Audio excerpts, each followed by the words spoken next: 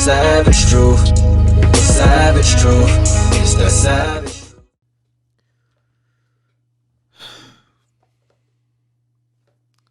Gotta do it. To whom it may concern. That seems impersonal. How? No. Dear friends and colleagues. This is going to be a long day. In our post-pandemic ethos, we face the great resignation. Across industries, economies, and nations, people are facing the mirror, rehearsing the faces and body language to deliver their final presentation in their current occupation because I quit.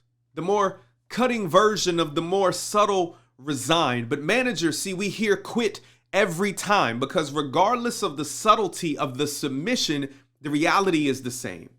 The scramble to fill positions in the perpetual balancing game to keep plates spinning atop fragile sticks because with every resignation, the work just shifts.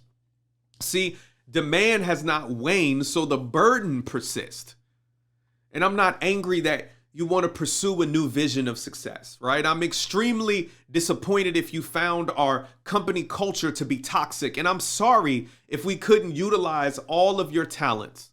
And I personally apologize for broken promises or poor management, but the grace of your 2-week notice just gives me enough time to inform others of the burden to come.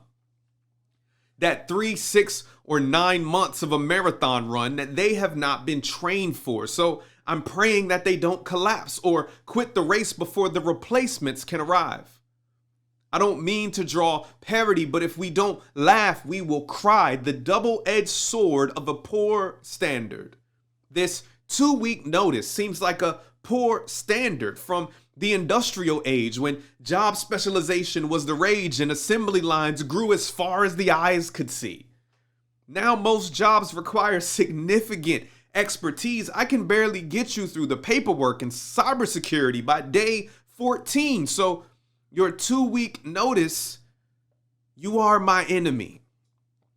Although accepted by the industry for professional imagery, but the real picture is much more dreadful because every 2-week notice is a milestone being hung around the necks of those that remain. And we drudge through that daily grind like mules milling grain until that strain becomes too much to bear.